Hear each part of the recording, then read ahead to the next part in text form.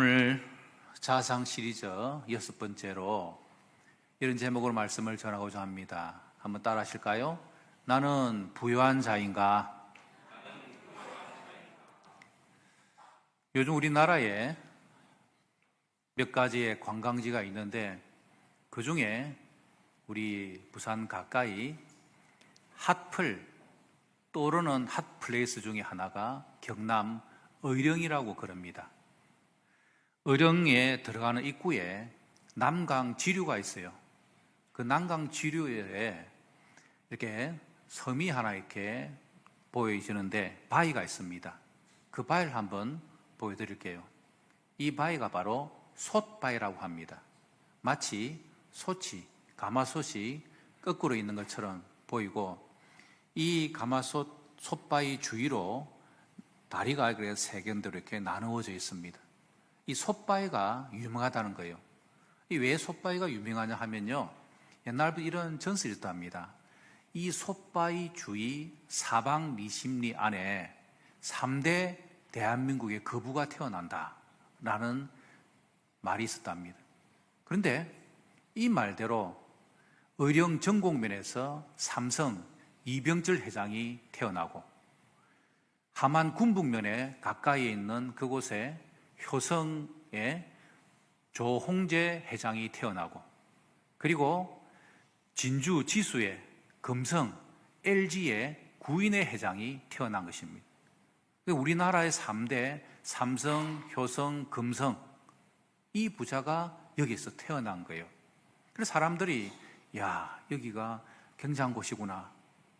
그래서 의령에서 이것을 딱 붙잡아 가지고 작년 10월 말에 리치 페스티벌 축제를 연 겁니다. 그 리치 페스티벌의 주된 주제는 여기 오면은 부자 된다. 그렇게 해서 그 프로그램이 삼성 이병철 회장 생가도 방문하고 솥바위도 보고 그리고 그 낙동강 강을 이렇게 다니는 무동료섬도 만들고 그래서 사람들이 많이 왔다는 것입니다.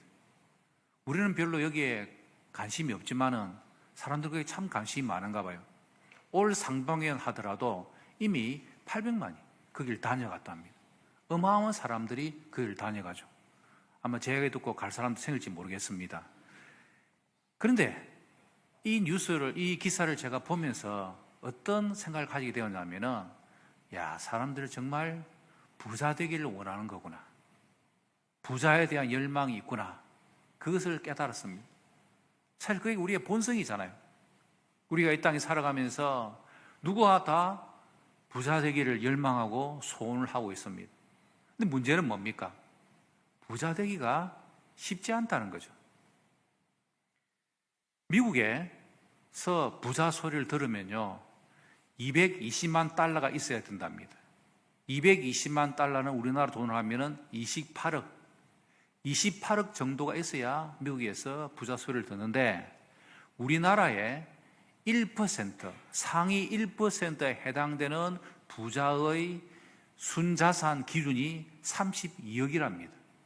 우리나라의 1%의 부자 되는 사람이 미국 가면은 그래도 부자 소리 듣는다는 것입니다. 그런 기사를 보면서, 그런 통계를 보면서 제 마음에 드는 것은, 야, 나는 부자 되기 걸렸다. 언제 내가 32억을 모으겠냐? 그런 생각이 듭니다. 아마 여러분들도 그런 생각이 들 거예요. 혹시 여러분 가운데, 나는 꼭 부자 되겠다. 이런 분들이 있으면은 열심히 하셔서 부자 되시길 바랍니다. 그런데 99%의 우리나라의 사람들이 그렇게 되기가 어렵다는 것을 우리에게 보여주고 있습니다. 그러나 우리는 성경을 보면서 뭘 깨닫습니까?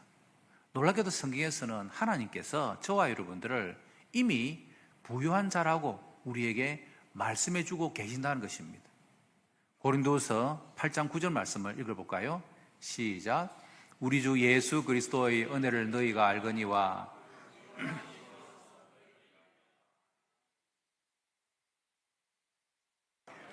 부유하게 하게 하심이라. 아멘. 예수님께서 우리를 위하여 낮아지시고 십자가에 죽으시고 우리를 위하여 이 땅 오심으로 말미암아 우리를 뭐하게 하려 하셨다고요? 부요하게 하셨다. 우리를 부요하게 하시다는 것입니다. 근데 그거에 대해서 우리는 별로 동의가 안 됩니다. 나는 부요하지 않는데요? 여러분, 그런 부분에서 하나님께서 우리에게 뭐라고 말씀하실까요? 이미 하나님께서 우리에게 십자가의 부활과 그 능력으로 말미암아 우리를 부유한 자로 만들어 주셨다는 것입니다. 하나님께서 우리를 부유한 자로 만들어 주셨는데 우리는 그것을 받아들이지 못하는 거죠. 꼭 돈이 없어서 부유한 가난한 자가 된 것이 아니라 우리의 마음에 가난함이 넘쳐나는 것이죠. 나도 모르게 가난의 영에 찌들린 삶을 우리가 살아가는 것입니다. 여러분 자신 어떻게 생각하십니까? 나는 부유하다 생각하십니까? 나는 이것도 없고 저것도 없어, 저는 가난해요 라고 여러분 스스로를 여기고 계십니까? 이번 주간에 우리는 아가서의 하루 20분 공동의 성경 말씀을 읽었지 않습니까? 아가서의 핵심이 뭐죠? 솔로몬 왕이 술람이라는 여인을 향하여 사랑의 고백, 즉 다시 말하면 우리 주 예수 그리스도께서 왕이신 주님께서 우리를 향하여 너는 나의 신부다라고 우리에게 말씀하시는 그 구원의 말씀이 바로 아가서라는 것입니다. 그래서 아가서의 말씀을 읽으면서 뭘 깨달아야 되죠? 나는 그리스도의 신부고 바로 술람의 여인과 같은 왕비가 될 사람이다. 이미 나는 하나님께서, 주님께서 우리를 하나님 나라의 자녀로, 우리를 하나님 나라의 상속자로 우리에게 유산을 주시고 하늘 보좌에 앉으시는 그런 놀라운 은혜가 우리에게 임하였다는 이 영적인 부요함이 내 속에서 넘쳐나고 있음을 우리는 확신하셔야 한다는 것입니다. 그래서 우리는 이런 믿음의 자상을 가진 것이 중요하다는 것이죠. 따라합시다. 나는 부요한 자입니다. 이 고백이 우리가 하나님 앞에서 가져야 될 자상이라는 것입니다. 오늘 그것을 한번 말씀드리고 싶습니다. 첫 번째, 우리가 이런 믿음의 자상을 가지지 못하면 우리가 어떤 삶을 살까요? 따라합시다. 찌들인 삶을 산다. 찌들이라는 게 뭡니까? 눌리고 아무것도 잘 마음대로 못하고 주눅 들고 그런 삶이 바로 찌들린 삶이지 않습니까? 때로는 우리가 이 가난의 영에 찌들려 가지고 왠지 모르게 움츠러든 그런 삶을 우리가 살아갑니다. 그 이유가 뭘까요? 하나님께서 우리와 함께 하지 않을 때 우리는 억눌린 삶, 찌들린 삶을 살 수밖에 없습니다. 지금 여기에 화분에 꽃이 잘 이렇게 심겨져 있는데 이 나무가 화분에서 떨어져 나와버리면 이 나무는 점점 시들어가고 찌들어가서 죽게 되는 거죠. 하나님을 떠난 삶, 그것은 바로 찌들린 삶을 살 수밖에 없다는 것입니다. 로마서 6장 20절, 21절 말씀 읽어보십시다. 너희가 죄의 종이 되었을 때는 의에 대하여 자유로웠느니라. 너희가 그때 무슨 열매를 얻었느냐? 이제는 너희가 그 일을 부끄러워하나니 이는 그 마지막이 사망임이라. 이 말씀 살펴보았죠. 우리는 사망의 열매, 부끄러움의 열매, 죄악의 열매 그렇게 맺을 때 결국 우리는 하나님을 떠난 자의 삶이 결론이 무엇이라는 사실을 우리는 알게 되는 것입니다. 제 친구 목사가요, 최근에 안 보는 책을 정리를 해가지고 30박스를 만들어서 집 앞에다가 놔놨답니다. 그래서 이 책을 어떻게 할까라고 생각하다가 그냥 이렇게 폐품 주우러 다니는 동네 할머니한테 그냥 주어야 되겠다 생각을 했더래요. 그런데 갑자기 어떤 할머니가 덜덜덜덜 그 폐지 두른 할머니 유모차를 끌고 지나가더랍니다. 그래서 그 할머니에게 할머니 이 책 가져가실래요? 그랬더니 그 할머니가 와서는 얼굴에 환한 미소를 지으면서 자기가 가져가겠다고. 그런데 유모차 끌고 다니는 할머니한테 말한 게 자기가 말하는 좀 실수였다는 생각이 들더랍니다. 책박스 얼마나 무겁습니까? 근데 이 할머니가 그걸 보고서는 좀 계시소이 내가 사람 데려올게요 자기가 못하니까. 그래가지고는 이 할머니가 이제 사람 데리러 갔습니다. 그런데 아주머니가 폐주를 아주머니가 지나가 그걸 보고서는 그 사람이 와서는 책을 막 주고 가져가려고 하더랍니다. 그래서 이 친구 목사가 안 되는데 이러고 있는데 할머니가 다시 나타난 거예요. 그래가지고 이 할머니하고 아줌마하고 붙어가지고 싸우는 겁니다. 이거는 내 거다. 이건 네가 언제 네가 거라고 했냐 이러면서. 그러면 이 친구 목사가 볼 때 야 이거 좋은 일 하다가 큰일 나겠다 싶어가지고 막 싸움을 떠들말리면서 그러지 마세요. 그래서 자기가 생각할 때는 할머니는 도저히 안 되겠다 싶어가지고 지갑에서 10,000원 꺼내가지고 할머니 이 책 가져가봤자 10,000원도 못 받을 거예요. 제발 이 돈 가지고 가주세요. 그렇게 했답니다. 그래서 결국 이 책 30박스는 아주머니가 힘이 센 아주머니가 가져갔다는 것입니다. 저는 그 이야기를 들으면서 야 우리의 인생의 삶이 참 그렇겠다. 내가 조그마한 이익이라도 그것을 잡아야 된다 생각하면은 싸우고 막 소리 지르고 내 거다 그러고 찌들린 삶 살아가는 것이 앞으로 우리의 삶이 아니겠습니까? 하나님께서는 이미 우리를 부유한 자로 해 주셨는데 우리가 그것을 깨닫지 못하면은 나도 모르게 싸우고 욕하고 끝까지 포기하지 아니하고 찌들린 삶을 살 수밖에 없는 자이구나. 이 사실을 우리는 깨닫게 되는 것이죠. 여러분, 우리는 어떻게 해야 부유한 자로서의 이 땅의 삶을 살아갈 수 있을까요? 두 번째입니다. 따라합시다. 앉아라. 어디에 앉아라 말씀일까요? 우리가 바로 보좌에 앉은 자라는 사실을 명심해야 된다는 것입니다. 에베소 2장 5, 6절 말씀 읽어볼까요? 허물로 죽은 우리를 그리스도와 함께 살리셨고 너희는 그 은혜로 구원을 받은 것이라. 또 함께 일으키사 그리스도 예수 안에서 함께 하늘에 앉히시니 아멘. 예수님께서 우리를 살려주셨다는 것입니다. 함께 일으켜 주셔서 그리스도 예수 안에서 함께 우리를 어디에 앉히셨다고요? 하늘 보좌에 우리를 앉혀 주셨다는 것입니다. 여러분, 우리의 영적인 안목이 열려서 이미 저와 여러분들은 하늘 보좌에 앉은 자라는 사실을 우리는 확신하며 살아가야 하는 것입니다. 우리가 언제 내가 하늘 보좌에 앉았다는 사실을 깨닫게 됩니까?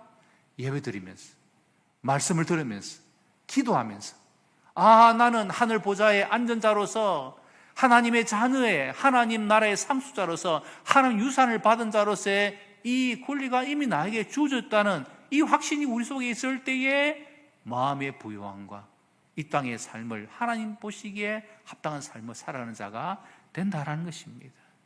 그래서 우리는 날마다 하나님 보좌 우편에 앉은 자의 삶을 사셔야 하는 것입니다. 바라기는 여러분 이 땅의 삶 속에 어려운 삶이지만 여러분 자신이 하나님 보좌에 앉은 자라는 이 확신을 가지고 살아갈 수 있는 저와 여러분 되시기를 주님 이름으로 축복합니다. 이 고백이 우리에게 있어야 되죠.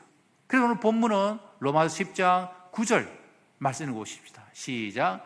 네가 만일 내 입으로 예수를 주라 시인하며 또 하나님께서 그를 죽은 자 가운데서 살리신 것을 내 마음에 믿으면 구원을 받으리라. 잘 보십시오. 우리가 어떻게 구원을 받습니까? 우리의 입으로 예수님을 주라고 시인할 뿐만 아니라 하나님께서 예수님을 죽은 자 가운데 살리신 것을 내 마음에 뭐하면은 믿으면 구원은요 그냥 받는 것이 아니고 우리의 입으로의 시인과 마음이 믿는 것이 중요한 것입니다. 우리의 부요함도 마찬가지죠. 내가 하나님 앞에서 이미 보좌에 앉은 자라는 이 확신을 가지고 내가 마음에 믿고 입으로 시인할 때에 하나님의 부요하심이 나에게 넘치게 되는 것입니다. 로마서 10장 10절 말씀 읽어봅시다. 사람이 마음으로 믿어 의에 이르고 입으로 시인하여 구원에 이르느니라. 아멘. 우리 예수님은 우리에게 말씀을 주셨습니다. 이런 말씀을 주신 것이죠. 마음으로 믿어 의에 이르고 입으로 시인하여 구원에 이르느니라. 내가 마음으로 하나님의 부유하심을 믿고 내 입으로 하나님의 부유하심이 나에게 임하였다라고 시인하는 자에게 하나님의 부유하심이 넘치게 된다. 그것을 우리에게 약속해주고 말씀해주고 계시는 것입니다. 그래서 우리는 우리의 삶을 어떻게 살아가야 될까요? 빌립보서 4장 12절 말씀 시작. 나는 비천에 처할 줄도 알고 풍부에 처할 줄도 알아.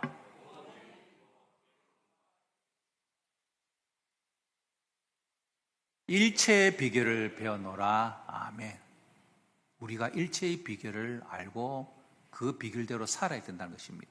그 비결이 뭡니까?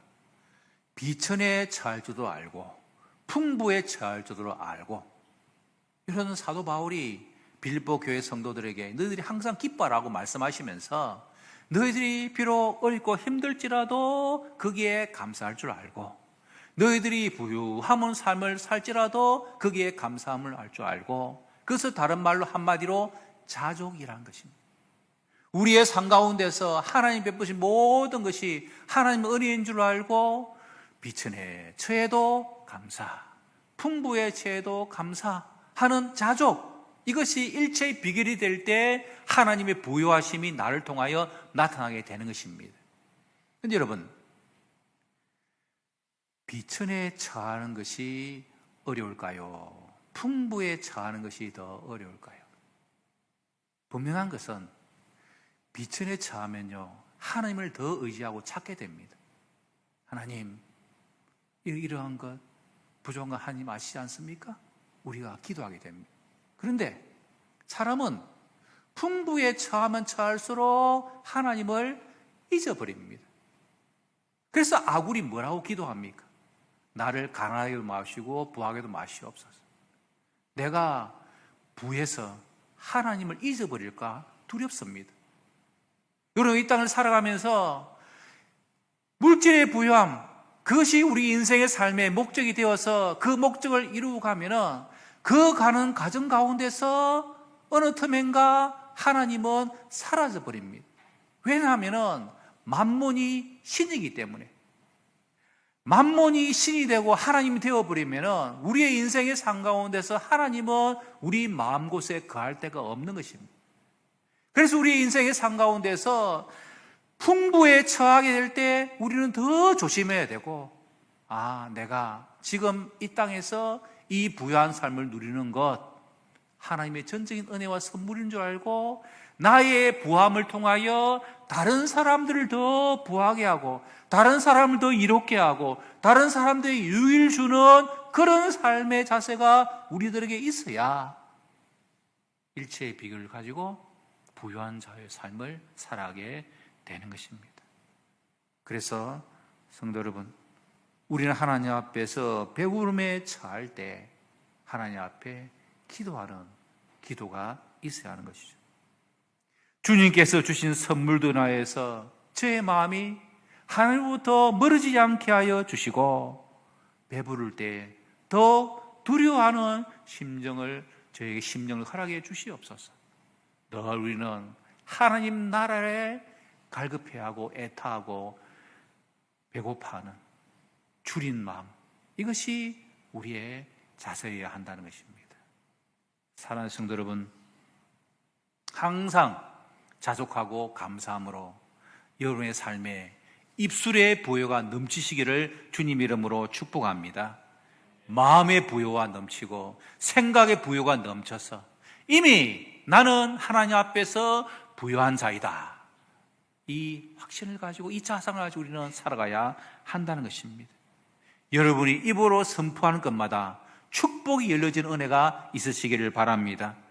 구원의 우물에서 기쁨으로 물을 길어서 다른 모든 사람들에게 이 물을 나누어 줄 수 있는 오늘 이 어려운 시대에 요셉 같은 그런 하나님의 귀한 사람들이 되어서 여러분의 생업과 여러분의 가정, 여러분의 직장 생활을 통하여 더 부유한 자로 하나님께 쓰임 받을 수 있는 우리 온 성도들 되시기를 주님 이름으로 축복합니다. 그럼 결론이 뭘까요? 따라합시다. 부유한 삶을 산다. 여러분, 이 삶은 뭡니까? 돈이 많아서가 아니라 내 마음 자체가 부유해지는 것입니다. 우리의 마음이 부유해지는 것이 중요합니다. 돈이 아무리 많아도 마음이요 가난하면 절대로 베풀 수가 없어요. 절대로 헌금하지 않습니다. 마음이 비록 부유하면요, 어렵고 힘든 가운데서도 하나님께 헌금도 드리게 되는 것입니다. 다음 주 오병의 헌금을 드리고자 합니다.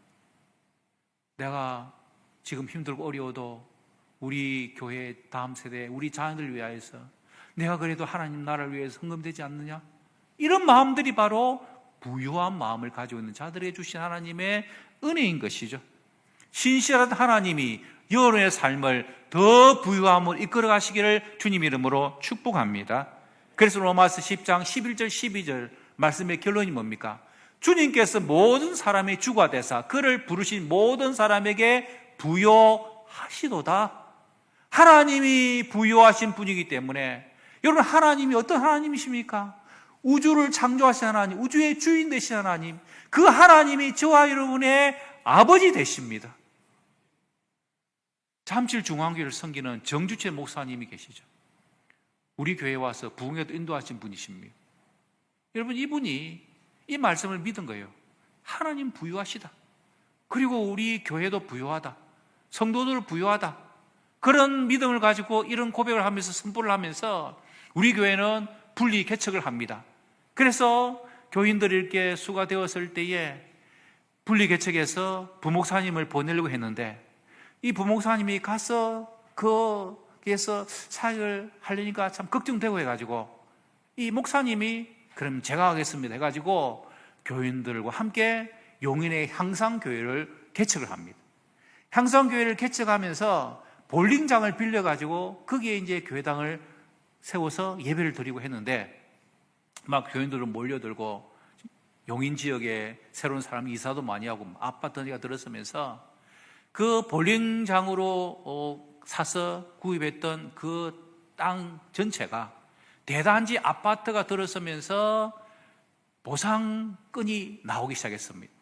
그런데 그 교회당 부지를 다 이렇게 하고 나니까 130억이 나오는 거예요. 그 땅이 처음에 살 때는 얼마 되지 않았는데, 그래서 그 땅값을 가지고 향상교회를 새롭게 잘 짓고 나니까 40억이 남더랍니다. 그래서 목사님이 성도들에게 부유하신 하나님께서 우리 교회에 이렇게 부유함을 베풀어 주셨기 때문에 이 40억을 이 사회에 환원하자. 처음에는 막 사람들이 반대하면서 했는데 설득하고, 부유하신 하나님께서 우리에게 이 부유함을 허락해 주시기 때문에 우리가 이렇게 하는 것이 마땅하다.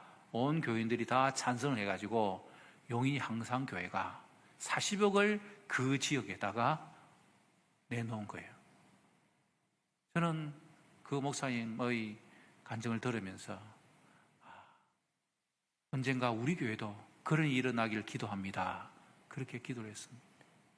여러분, 우리가 하나님 앞에서 부유하신 하나님, 그 하나님을 기억하면 우리의 삶 속에서 우리는 자족하며 살 수밖에 없는 것입니다.